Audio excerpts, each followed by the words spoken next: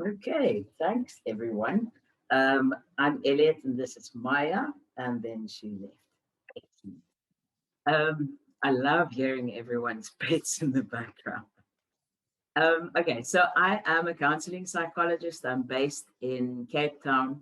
I'm a recovering academic um, and also sort of a reformed 9 to 5er. Um, After quite severe burnout a couple of years back, I've sort of committed to never allowing myself to work in those spaces again because clearly it doesn't work for me. So even for me, this topic is actually a bit out of character. And to be honest, it was just because one of my favorite members of PATHSA asked me to do the talk and suggested this topic. And I thought, okay, and also dared me to make it sexy. So Mershon is not here tonight, but Mershon, I did try to make it as sexy as possible. I hope I've succeeded. Yeah, so generally I tend to work with, in my practice, I work mostly with trans and gender diverse patients. I also see other members of the queer community, and I also see a lot of people around issues of sex and sexuality and gender in general. Um, and I've been sort of actively working to carve a new post-academic space for myself in terms of finding new ways of addressing old problems, I guess. Um, as a trans man, I think my experiences um, have been useful for me in sort of providing a lens of what can be different in the world. Um, in many ways, the trans experience is a difficult one, but it's also one that's filled with creative possibilities and self-determination ultimately. So it's been interesting just going through the process of affirming my gender and seeing how that's impacted on my professional life. So I hope I'll give you a glimpse of that tonight. Um, okay, I'm going to do the screen share thing. All right. No, that's not the screen share thing. That's the, sorry.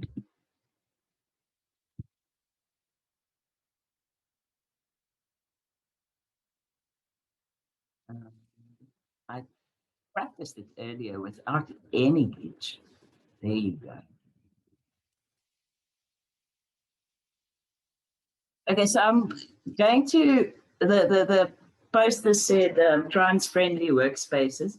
That was sort of the working title. So I've shifted it a little bit um, to be the gender agenda. And I want to look a little bit and think a little bit about what inclusive workplaces would mean in the context of trans employees. So a friend of mine had this conversation with her children the other day. She asked them what they wanted to be when they grow up. And the first child, who is a male assigned at birth, 3-year-old, said, I want to be Batman. Um, Second child, also male assigned at birth, 3-year-old, said, I want to be a Barbie dolphin. Now, if you don't know what the Barbie dolphin is, that is the very hip term for a mermaid. Then the third child, assigned female at birth, 5-year-old, said, I want to be a pediatrician and a fireman, and I don't know what else because I want to be everything.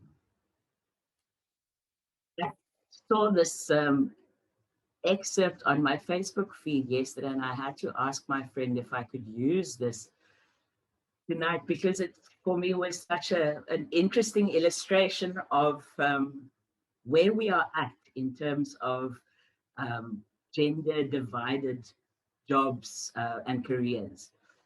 So the workplace has historically been structured around gender, much like it has been around race and other axes of inequality. To date, most research in this regard has focused on closing the wage gap between men and women, increasing women's representation in careers traditionally reserved for men, most notably the science, technology, and engineering and math careers, and to some degree in addressing inequalities around reproduction and childcare related burdens. Um, Despite various initiatives, I'm thinking of Take a Girl Child to Work Day, which is a South African initiative actually taking place in May, to counter traditional gendered ideas around labor. The notion continues to play a huge role in career selection, with some jobs and skills still viewed as the domain of either men or women, as well as job success. And women still have to negotiate multiple structural barriers in order to break through the so-called glass ceiling. However, organizations rarely consider the needs and experiences of gender diverse employees when addressing gender inequality in the workplace. And trans voices tend to go unheard.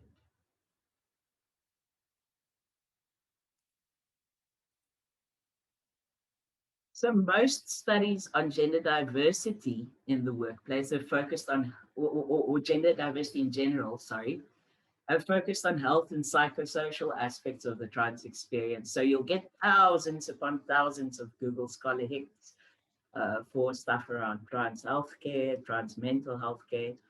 Um, and as access to gender affirming healthcare has improved globally and is improving globally, slowly but surely, the research focus is slowly starting to shift to other aspects, such as employment and struggles in the workplace. Two recent scoping reviews highlighted three main themes from existing research on trans occupational experiences. These are lack of support in the workplace, gender-related concerns, and structural and institutional concerns. Um, and then just an important note that most of this research was done on, most of the research that were reviewed in these scoping reviews were done with reference to binary transgender people. There's a big lack of research on the experiences of non-binary people in the workplace. And that's something we can perhaps think about a little after this presentation. So in terms of areas of support that's been um, themes that have come up in the literature, and these reviews, the two scoping reviews I'm referring to, and the other articles, there is a reference list at the end. You'll see they're all quite recent. So in terms of support, research has identified the importance of internal and external support.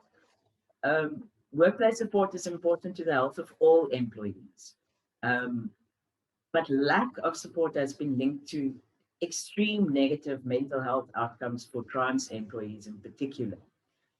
Support from co-workers and managers, or so-called internal support, plays a significant role in gender diverse people's experiences of the workplace. And trans employees would often state the importance of collegial support um, in, in assisting them in embracing their identities on a more social level as well. Um, Friends, family, psychosocial support, online support, religious groups, and so on are widely recognized to be beneficial to trans people's mental health as well. Um, and these would then qualify as external support. And external support is then especially important where workplace support lacks. So a lack of support has significant negative impacts on the mental health of trans employees. They often face harassment and discrimination, inappropriate questions and comments using incorrect pronouns, exclusion, dismissing of their identity, and so on. And we can think about the ways that this often happen in overt ways, um, but also sometimes in covert ways through gender normalized interactions in the workplace. Um, an unsupportive workplace, whether it is real or perceived, um, in the opinion of those objective researchers, is a massive stressor for trans employees. And I think in one study, up to 70% of trans employees, trans participants had stated that an unsupportive workplace uh, led to symptoms like anxiety and increased stress for them. Okay, so in terms of gender-related concerns, the first thing that we think of obviously is bathrooms, right? So thinking about the gendered nature of work environments. These are usually tied to a very binary view of gender. So you have your male toilets and your female toilets, and then your special toilets for people who need disability access. Um, it includes the gendered environments, includes the use of bathrooms, but it also stretches to things like the division of labor and things like uniforms and dress codes. Gendered work environments also feeds into gendered career paths. So the way that the workplace is structured around gender may act as a pathway or a hindrance for someone's continued career success um, because of their gender presentation or gender identity. Then there's also the pressure to pass, which for some trans participants in various studies was a big concern related to the workplace. Trans employees often feel pressure to conform to stereotypical expectations of gender in order to pass and be accepted. Um, this increases their perceived safety against harassment and discrimination. But at the same time, the pressure to perform a specific type of gender is also linked to increased anxiety and other adverse outcomes in trans employees due to the fear of being found out or exposed. And in terms of structural and institutional concerns, we can think of these at the national and at the organizational level. At the national level, if you think of the South African context in particular, we have broad legislative protection against discrimination based on gender, but the application of these protections look a bit different in practice. Gender affirming bureaucratic processes are often obscure and difficult to navigate. Um, and official documentation is often a stumbling block when searching for employment or when negotiating raises, when, yeah, all of these things are. Official documentation really is a big issue. Um, in the case of migrant workers, immigrants, and asylum seekers, these processes become even more complicated and difficult to navigate. Um, because in South Africa, asylum seekers and foreign nationals are not necessarily privy to health-based benefits. However few they may be, that South African citizens are um, able to access. At an organizational level, we can think about policies that are sometimes outright discriminatory. Um, and then other policies may also allow for or entrench discriminatory behavior, or they may inhibit gender expression. So, for example, dress code policies can be a big bad guy here. Medical aids, which is obligatory in some organizations, or membership of medical aids is obligatory in some organizations, rarely cover gender affirming medical treatment. And again, when we think about things like benefits, job benefits like medical aid, perhaps insurance, things like that, your official documentation can also become a hindrance there. The unique healthcare needs of gender diverse employees, including their mental health care needs, are often not understood by their places of work. Um, and then one study in particular has shown that resources and proactive programs are essential to promote a positive and inclusive environment. In other words, a mere reactionary sort of checklist approach um, that reacts to whatever presents itself at the time that it presents itself is simply not good enough in order to reach a radically inclusive environment. So I had a conversation with a trans woman recently. She told me that she sent two CVs to apply for the same job.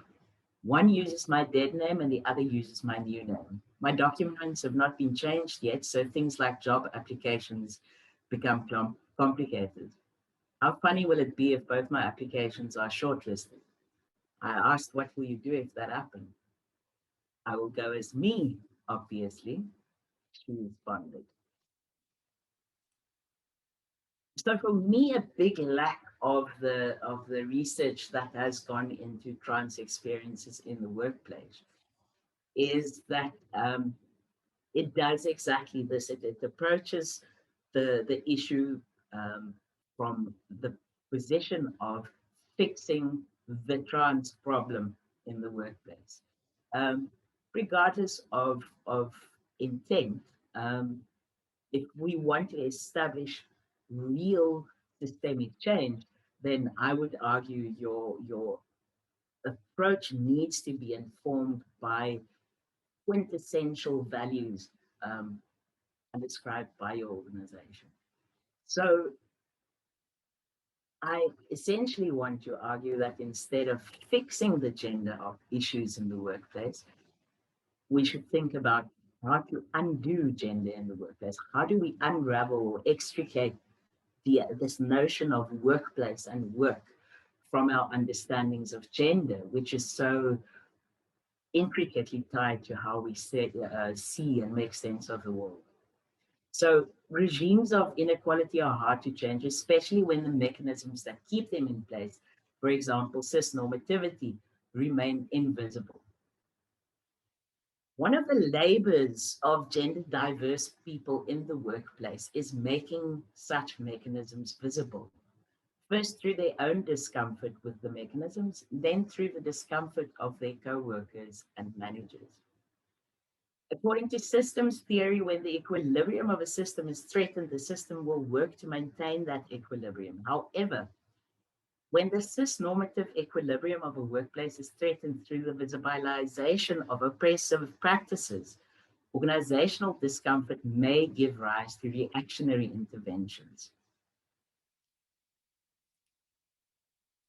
It's in exactly such discomfort that deep transformation can truly take place. And some have even argued that deep transformation cannot take place without speaking to, uh, well, first making visible and speaking to the discomfort that is created by practices of inequality. Um, and only once that is done, it will allow organizations to move from a reactionary checklist approach to a visionary ethic of inclusivity and care. So in my opinion, the presence of gender diversity in the workplace provides organizations with a lens through which to examine its own practices and dynamics in terms of all of these aspects of workplace experiences that we've unpacked, including internal and external support mechanisms, gender-related concerns, and structural and institutional concerns that impact on all employees. Um, yeah, and there is some references, and that is the end of the presentation. Thank you so much, Elliott. So you've set the stage, you've set the scene, and you've brought us into the thought and theoretical context. Thank you for that. So I'm opening up for conversation.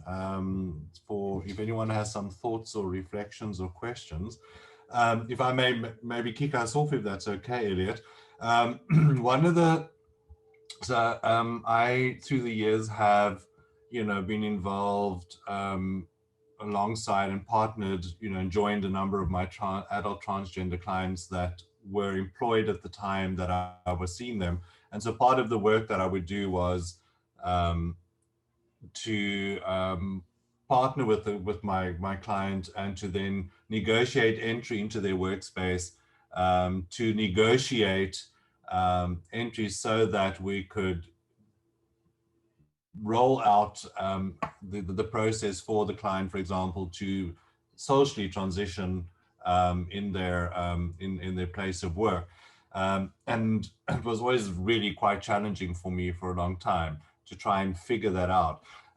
So my question, sorry, I'm being long-winded, is so what you've shared, I mean, you've kind of presented the reality of the workspace, and I think very much like a social worker. So now I immediately want to bring that down to practice, because this is theoretically what you're saying the reality is, and you've highlighted some of the shifts and the changes that would need to essentially happen. So undoing gender, for example, in workspaces.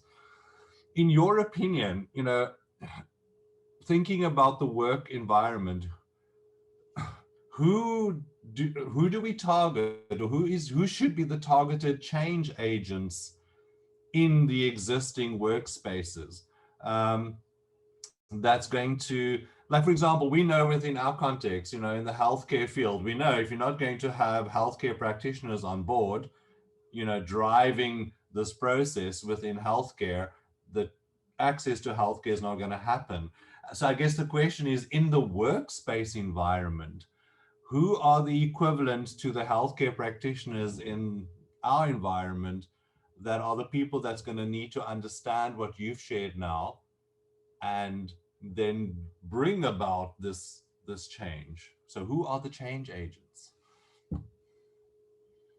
So for me, Ron, those would be the firstly the people tasked with this portfolio of transformation that we see so often in organizations, or human resources in organizations where those are not uh, present. Um, Specifically, people dealing with policies and workplace culture. Um, because so much of the over discrimination and harassment lies in exactly these policies and workplace cultures that we don't necessarily always see, or that we not necessarily always aware of, until someone comes and says, oh, this is a problem. For example, a simple example would be if a person comes out as transgender at work, um, announces new name, pronouns, etc., and the person's immediate unit is very supportive, and uses the new name, but the ICT structure cannot, for some reason, change the email address, which is an actual example, from an academic institution in South Africa. If the ICT department cannot, for some reason, change the person's email address to reflect their new name, um, it is then the work of the immediate team, the immediate manager, human resources, whoever is in charge of taking care of the employee, making sure that all their rights are met, to actually lobby for change in the bigger system. Um, what people get instead often, and in this case that I'm referring to now, is a mere shrugging of the shoulders and saying, passing the buck, but this is the system and you need to change your identity documents. Um, Linked to that, perhaps, is also that the people in those positions, um, let's call them custodians or stewards, I don't know, but human resources people in those positions need to um, inform themselves of the realities of the trans experience in South Africa. So, for example, if I insist on a change of identification, for example, to change your email address or your payslip or other official documents, I have to also understand what it entails to do that, to get that documentation to change. Um, because otherwise, your trans employee is going to face barrier after barrier after barrier with increased stress, increased anxiety, um, and eventually seen someone who is going to burn out, who's going to lose their job for not performing well enough, because the stress simply becomes too much to handle. That's a long-winded answer to a long-winded question. Thank you, and touche, darling. Thanks. Pierre, I see your hand. Would you like to pose a question or comment? Yes, I want to build on this discussion, if I may, and to suggest that you need to find people who have the power to enforce decisions. I'm not always convinced that that is the person who runs the diversity portfolio, because sometimes that can be farmed out to a person without power inside an organization. But if I can give an example at my university, where the vice chancellor has been very supportive of trans inclusivity, and when we were negotiating with sort of IT people who hold the skills and the responsibilities of changing those platforms where students can then register or use names and gender titles and pronouns that they wish. There was sort of a subtle resistance there. Well, we can do it, but it's complicated. We need to think it through. And, has this become policy yet? And we were saying, but the vice chancellor has said it must happen. And then eventually he kind of put his foot down and said, make it happen. And it has happened. So it's also about going to the people who have that power. And if you can get the buy-in from someone who's really in a position of power to say, I am giving you this instruction to change those ICT systems, make it happen, because it can, but there's resistance there too sometimes. And that's exactly it. Thanks, Pierre. That's actually such a great example. And then I would argue that that person who is taking that responsibility should, or could rather, not should, but could use this resistance exactly as a marker of that discomfort I was talking about earlier. Thinking as a therapist, of course, but resistance as a marker of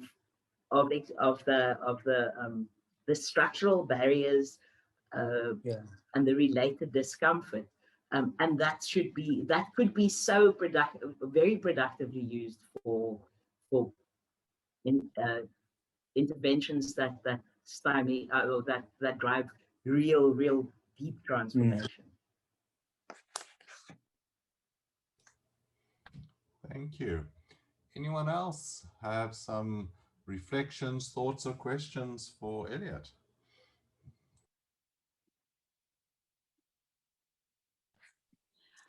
If I may just, sorry, I'm just speaking here, not putting my hand up. But I think for me, something that really confuses me all the time is that when it comes to transitioning and gender, we're continuously saying we want to break down the binary of gender. And yet when we have patients and clients coming to see us, it's always about transitioning and being the other gender. For me, it would be just so much better if we could just be non-binary or gender fluid, that you could just be without having to worry about all the surgeries and feel that you have to pass as the other gender, because it's just a reinforcement of the binary. And that's something I want to get past. That's something I want to see happen, that gender does not become the issue. If I want to today be male, I should not have to worry that I've got boobs. Why would I need that surgery? Why can I not just be who I want to be? And society be happy with the fact that we're on a spectrum and that I can express my gender in any form. So that's what I want to put out there. Elliott, do you have any thoughts on that as our speaker? Do you have any reflection on that? Yeah, Carol, that's a very complex issue, I think. Because yeah, on the one hand, it does relate to passing. And also to make a note here, I used the word passing in the presentation. I actually thought to make a note about it. But yeah, the term, we don't use the term very much more anymore. But passing is becoming less important, I think, for as people get younger. It seems to me. But I think in terms of creating the sense of a safe workplace for many trans people, the only even and I'm including non-binary, actually, non-binary and genderqueer people in this. For gender diverse people in general, I think the pressure to pass at work as a certain gender is completely ascribed to the structure of work, the culture of work in that workplace or in general. And sometimes it is done in a way so as to secure safety, to hide perhaps, although I don't like using that term specifically. And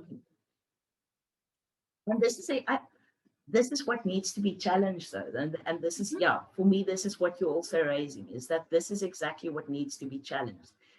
If people feel the need to present in a certain way, present their gender identity or gender expression in a specific way, because of the work structure and the work politics or the collegial culture, whatever, then that is the thing that needs to be addressed. Yeah, because they're not taken seriously in a business. If you don't pause as one or the other, you're not taken seriously. People don't value what you have to say and what you have to contribute. They see it as fractured somehow. Yeah, often viewing, I think a lot of people really cling to the old mental health based definitions or assumptions about trans people and gender diverse people. Thanks for that. So let's bring, there's two more hands up, so let's expand the conversation. Elma, your hand's been up for a bit. Would you like to jump in here? Yeah, Elliott, you spoke about the difficulty of documentation. And that seems to be such a frustration related to applying for work. You know, that people wait, what did you say, 16 months for a new ID number. And that's just not right. Do you have any ideas of how, as a trans movement in South Africa, one can, what you said you're fighting through the Human Rights Commission. But it just seems to be such an important aspect of trans people being able to find work. Yeah, I honestly, I think this issue is one of the biggest issues trans people face in South Africa, especially trans people seeking employment, because it complicates so many different aspects of your life. Cisgender people often don't realize how gendered life really is, and how often our gender, it appears on official documentation. For example, some cisgender friends of mine were surprised the other day that I was worried at an airport that I couldn't find my driver's license. And the reason for my concern was that my driver's license only has my initials, not my full names. They didn't realize that their driver's licenses only had their initials, not their full names. This was news to them. So it's a simple everyday thing. And I can already imagine some people going to check their driver's licenses now. It's true. As a psychologist, I applied for my gender marker change 16 months ago. That's 16. That's way before COVID. 16 months ago. And after a lot of attempted follow-ups and emails and taking days off, so that's days without income, that's transport costs. I really struggled to even get feedback from the department in terms of where my application was at, how long it's going to take. This impacts on my ability to earn an income. It impacts on my ability to travel. It impacts on my ability to do so many things. It just makes it so difficult. So yeah, okay. So enough about the difficulties of this. I think one way of doing it is through sustained action, and there's a couple of initiatives that's been pushing it in the past 2 years. I think that's been taking Department of Home Affairs to task about this issue with mixed success. I think the one big breakthrough came last year when the minister or deputy minister, at least on paper, committed to resolving the issues. But I think actually, you know, trans people, our community is quite, we have a network, we have our networks of trans friends. And I actually think just people showing up in groups of 5 to 10 to apply for their gender marker changes on one day at the same Department of Home Affairs office, where you have friends who can witness your treatment, friends who can help you keep the department officials to the letter of the law, which they don't do. I heard another horrible story from the wonderful Weinberg Home Affairs just recently.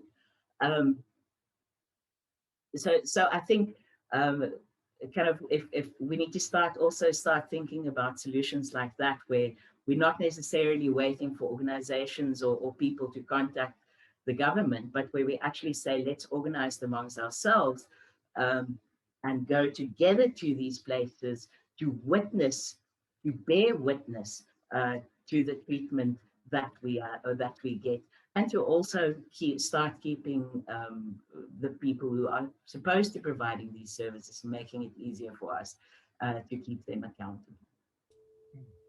Thanks for that, Elliott. Pierre, you've had your hand up. Would you like to come in at this point? Thanks. I kind of wanted to go back to the conversation that Carol started.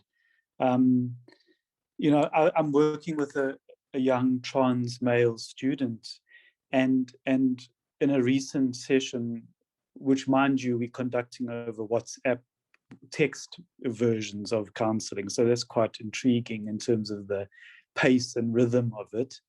It's quite slow. Is his distress that he doesn't pass, and he hasn't been able to access any form of medical treatment yet. And we sort of talked about that a bit, and I suppose, you know, as the therapist, I'm thinking, is my approach to say, look, society's binary requirements are messed up, and you should just be free to be who you are, or maybe to acknowledge that for him, passing matters, and he has in his mind a particular fantasy of masculinity that he wants to embody. And I suppose if you're working in a more affirmative style, maybe my job is just to acknowledge that, you know, and understand where that fantasy comes from. But if he desires that, in a sense, I feel like I'm okay with that, even if part of me wants to problematize that he may have bought into a particular idea of masculinity. And it also, this work has made me think about RuPaul's Drag Race, because in the series that's just finished, there's one of the contestants is a trans man. And I mean, you have to get your head around the idea of a person who was assigned female at birth, has transitioned, and is now in a show where cis men usually try and pass themselves as women. And he said, I want to make a case for trans men who can be femme. And I just thought how liberating that sounded to me, and that all these possibilities are available to trans people, or in fact all of us, I suppose. And there was a bit of a rambling roundabout reflection. I'm not even sure if there's a question in there. Thanks for that, Pierre. Any responses or reflections to that? Something that, if I can just do, Pierre, and it links to what the conversation earlier as well, and then Chris, I do note your hand. It's just kind of putting some of what we've said together. I like in your presentation, Elliott, one thing that struck me, the whole concept of undoing gender, but undoing gender in the workspace. I think you're making a very important distinction between what is the work environment and its culture and its structures and its processes, and the pressure that then, you know, places on who are then the employees in that workspace. And then separate from that is who the employees are. And the employees are these diverse, you know, people. And through my years of working with trans clients, and I note that, you know, there is, so the binary is, you know, is challenged, and I understand why it's challenged, because it, you know, maintains the invisibility of queer and non-binary persons. And in the ideal, with all, you know, all aspects of gender identity and gender expressions, and the little I mean, Gottmik, who's the person you're referring to, Pierre, I think, I mean, also absolutely, here you have a, you know, a Yes. female at birth person who identified as a trans man, transitioned, but has also embraced the femme aspects of himself and enjoys the art of drag. Which, you know, in his experience does not counter in any way his sense of himself as a man. He enjoys drag, he enjoys the artistry of it, and he enjoys that he's able to give expression to the elements of the femme that is fun and playful and creative for him. And in no way in his experience does that negate, limit, minimize, you know, his core sense of himself as male and masculine. I think, and that's, so I think Gottmik is a wonderful, powerful, you know, example. Yeah. But so whether a person's clear sense of identity is very much the other gender, male identifying, or science said, say, male as female, you kind of identifying in what we call the binary, you know, identities, or non-binary, or, you know, fluid, or any of that. The point I think that we all understand and know is all of that should be valid. Yeah. And the point you're making, the workspace shouldn't be having the power to dictate it and influence it. And so that is where the change needs to happen. It is the workspace structuring and dynamic that needs to be ungendered, so that whoever the employees are and however they wish to give expression to themselves, that can happen unencumbered. But of course, you know, that's what I'm assuming, in a sense, we would want to work towards. Yeah, absolutely. Absolutely. Excellent. And to use the trans experience of the experience of having a trans person in the workplace as a way of starting important conversations, because we all know that inequalities, axes of inequality intersect. And once you start unraveling one of those little knots of inequality, the others soon follow. And in a way, I think this is a gift that trans and gender diverse employees have to offer their organizations, is this opportunity to say, hey, I'm making myself vulnerable for your benefit, really. And seeing trans folks not as the patch, the thing to be patched, the problem to be solved, but rather as the start of change that impacts on the whole organization. So they basically are the catalysts and not the problems. Yeah, absolutely. Yeah. Chris, you want to come in? I see your hands up. You want to pose a question, reflection? I want to reflect, but I don't really want to move the flow of this conversation away from where it seems to be heading. But maybe just a reflection with what Elliott spoke about a bit earlier, and now, I mean, we're back at Home Affairs, but on the one side, I got a very distressing call today, well, distressing to me, from Home Affairs, from the person that does the gender marker changes in Pretoria, questioning one of my reports, and then asking me if I can validate that this person has definitely now become a woman and will never change back. And if the person is now finished with their transitioning. And this is the one side of the reflection, is for me the shock of the utter not understanding at all what a trans is, but this is the person that is now doing these changes for us. And that's maybe why we're waiting so long, because she is now trying to validate by phoning all of us to make sure this person will never turn back again. And that was quite concerning. But what we found on the other side in KZN with Home Affairs is that idea that Elliott proposed of why don't we go in as a collective?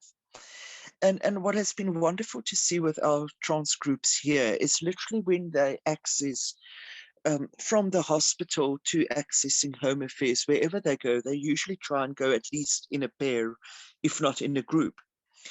And so it is a kind of a participatory approach that we use, where we have groups coming together. Now with COVID, it's been very difficult. So we've done much more on WhatsApp. But people come together and they share their concerns, they share their wisdoms, they share their experiences. Some people have now already been on this road for a while, others are new.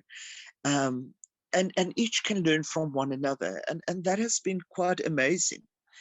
And out of this, we have now 2 NGOs that's been born, and it's in the end the trans people leading the way and making the changes. And I do think we need to look a lot at that. It's not easy for everybody, and some people need more support, that is true. But there are so many resilient, fantastic people there that just sometimes need a little bit of knowledge, and off they go and they make changes. And we've also seen that in Workspaces that literally they would take somebody with them when they go and speak to their boss. So it's much less of the therapist being there and much more the people doing it by themselves. And I think that has been quite exciting. Having rambled all of that, I need to get on a flight tomorrow morning with a beard and a very, very strong female gender identity on my ID book. So I hope they allow me to fly. Use your driver's license.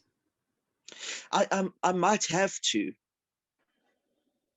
They just Although ask you to confirm your name. Well. But But that says they don't female look at as that. well. They just look at the name and the picture. Yeah. Yeah.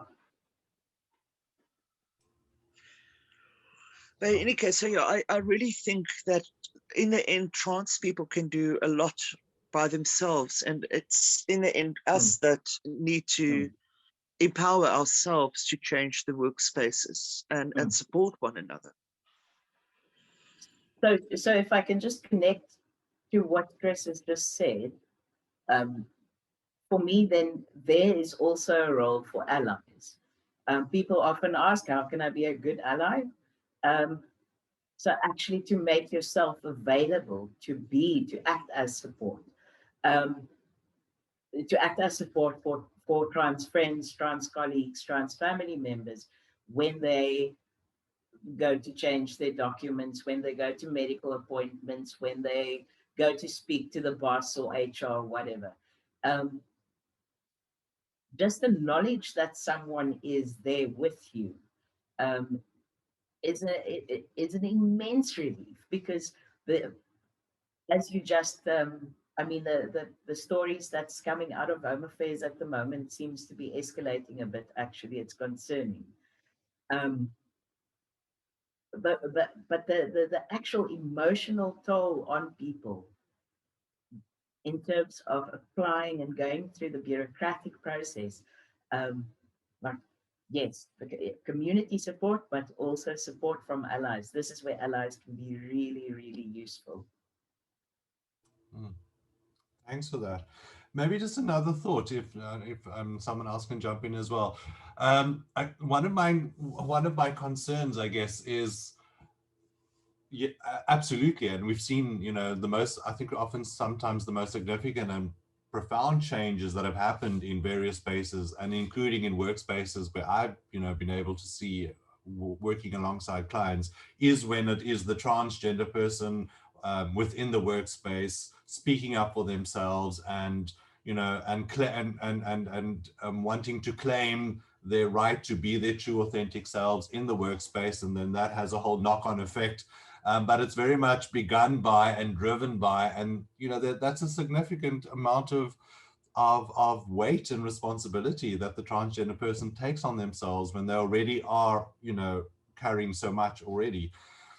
So what are your thoughts on taking it from the other side as well? So in healthcare, and this is a thought that just came to me now, in healthcare, for example, we often will talk about, one of the huge challenges, with regards to access for healthcare for trans and gender diverse clients, is that the healthcare practitioners are not properly educated and trained. It's not part of, their training, when they're training as the healthcare practitioners.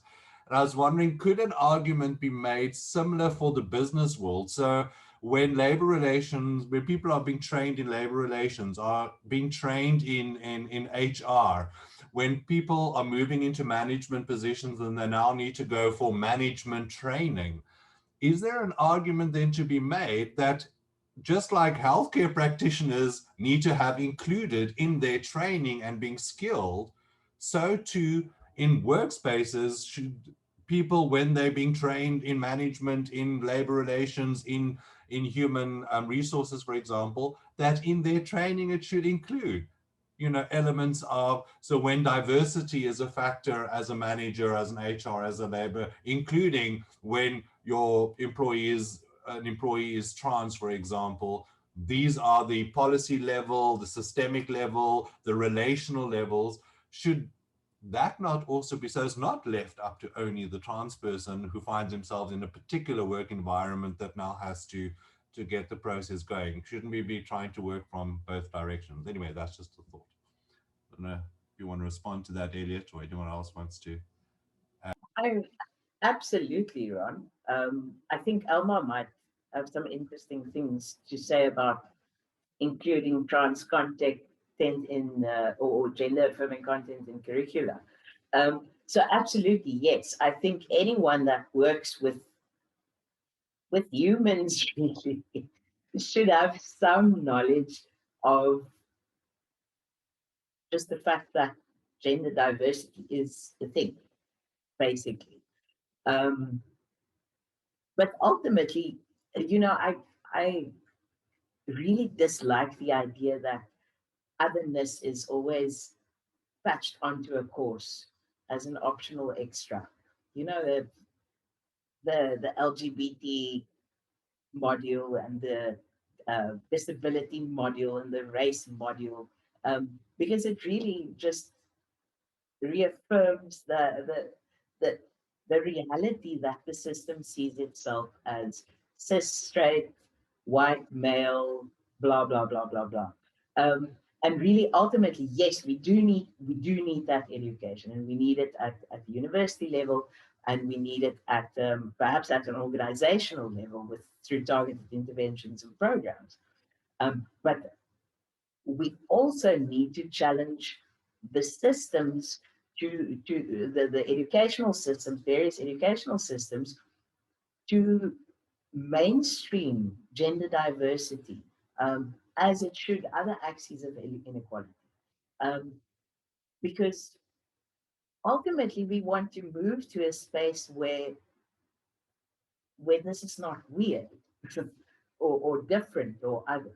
And that can only be achieved when our whole approach to education, to labor, to health, to every aspect of our lives move away from these ideas that we have of how things should normally be. Almost hand this up, I see. Alma, you want to jump in? I want to jump in and say 3 things. So yes, Elliott, I am thinking very hard about how to have it as part of the training, but not as a little separate module, but as, yeah, that every student can know, whoever walks in through the door can be very diverse. And I need to be affirming of whatever they bring into the room. Yeah, but that's still a whole big task. I just wanted to mention 2 other things. In terms of the gender marker, there was a meeting recently, a consultation because they want to change the law. And it sounds like the supported option from the NGOs is that your ID number will no longer have the gender numbers, but it will be a random number. And that sounds to me like a really cool idea. And I really hope that they can make progress with that legislation. And then the third thing I want to say is that our next discussion next month is going to be on non-binary. So Carol, then we'll talk more about non-binary. I think it's a fascinating field. And I look forward to that one next time.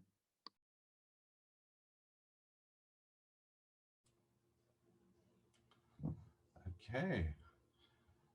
So I think it seems that we've run the thread of the conversation. Oh, Pierre, sorry, I see Pierre, your hand's up. You want to come in?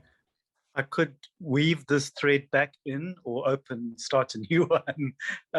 But I'm just sort of thinking, you know, that I think what's coming out for me in this conversation is the idea, it's going to sound a bit sort of pretentious, but like decentering hegemonic identities and ways, rather than seeing diversity work as about adding on little pockets of difference, but actually challenging those central powerful identities. And my own experience in working at UP, and I suppose most organizations, is that the institutional culture doesn't shift easily. And those sort of dominant ways of being are very resistant to change. So it is hard work. And I think we sort of saying tonight that an intersectional, I suppose, approach is powerful, you know, to look at identity in all its complexities and not just parcel out bits of identity.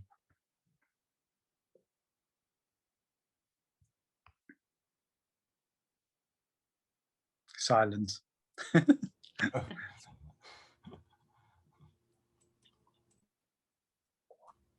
I concur there. Absolutely.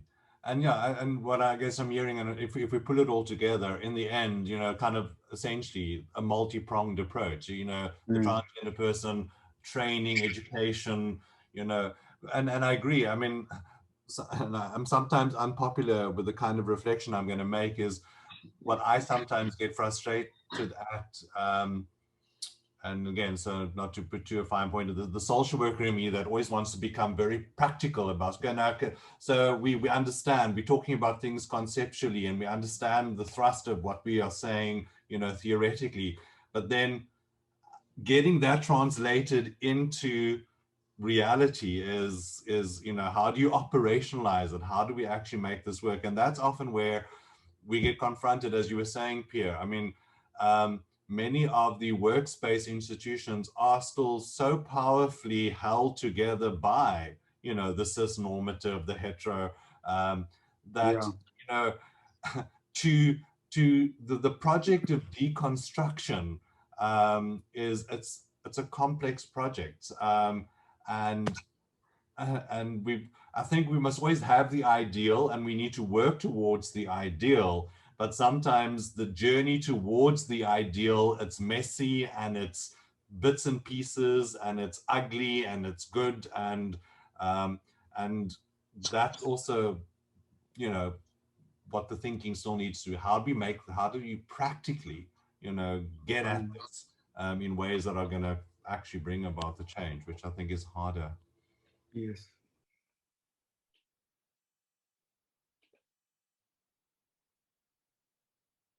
Okay, I think we've covered quite a wide, you know, range of foci in a tight, short space of time.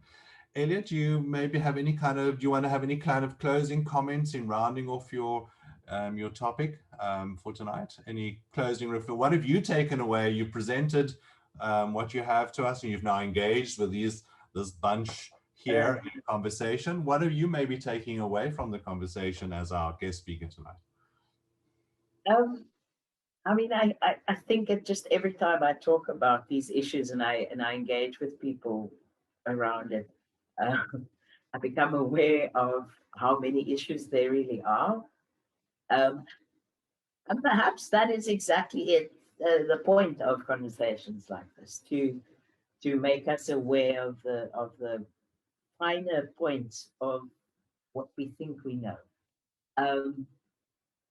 Yeah, I think what you're saying, what you said just now, is also useful in terms of thinking how do we operationalize this. For me, it's around exactly that, pushing the discomfort through visibilizing the trans experience, not necessarily